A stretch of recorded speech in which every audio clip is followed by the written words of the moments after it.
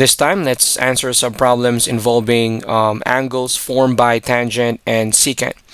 So according to this theorem, the measurement of the angle ABC is equal to half the measurement of arc AB, which is that arc is inside of the angle. Okay, there's another angle on the other side, which is AB, and let's say there's a point here. Let's just say it's point D.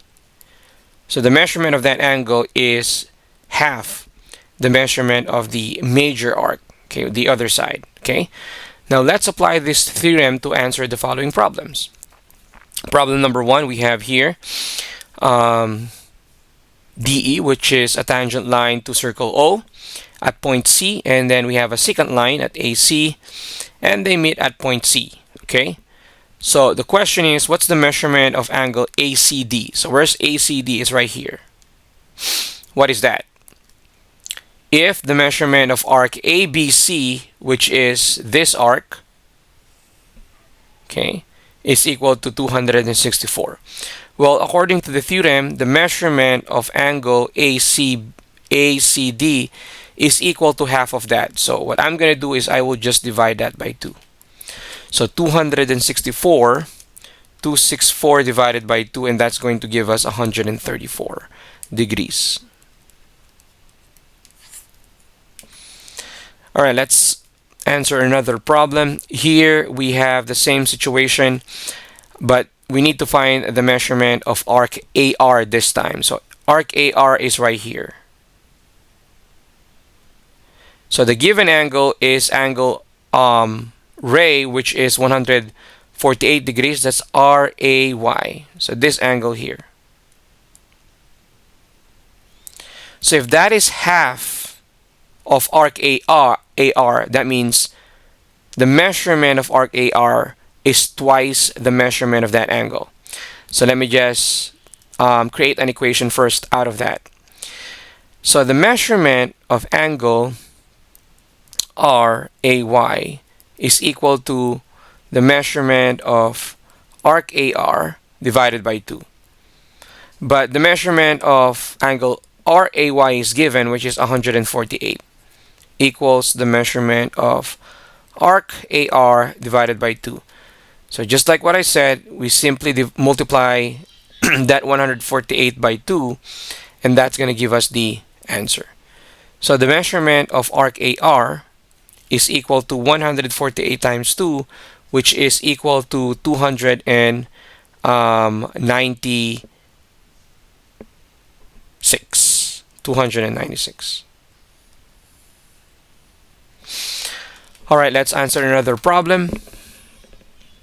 So here we have ML, the tangent line to circle O at point A, and then we have AJ, which is a secant line.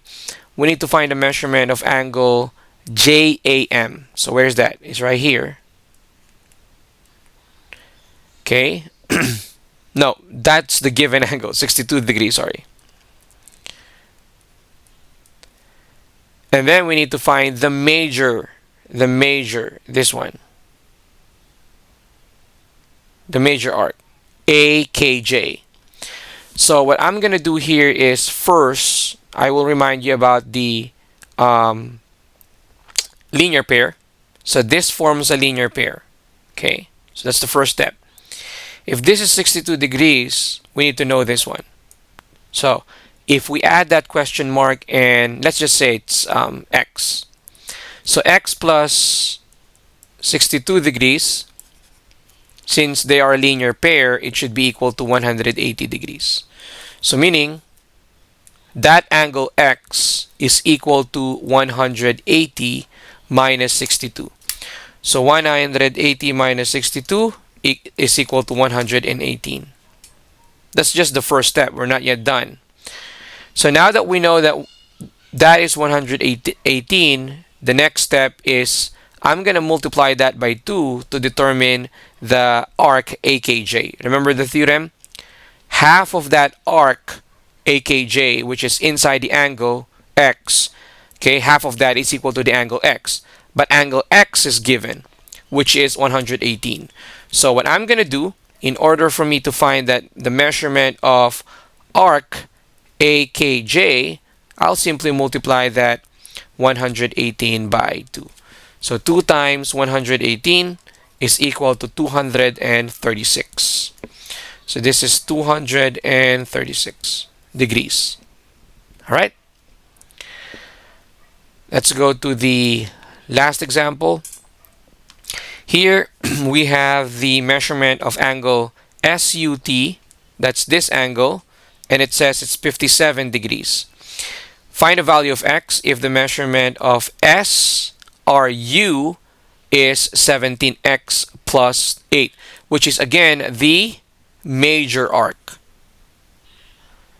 So basically what we will do here is similar to what we did earlier, and then on top of that we will equate that 17x plus 8, which is the measurement of the arc, okay, in order for us to find the value of x. Again, we will be using the linear pair principle to find the measurement of this angle. So 180 minus 57 is equal to 180 times 57, that's 123. Okay, and then multiply that by 2 to find the measurement of that arc, the bigger arc. So 2 times 123 is 246. So now we have 17x plus 8 equals 246. So plus negative 8 on both sides. 17x equals 238. And then divided by 17.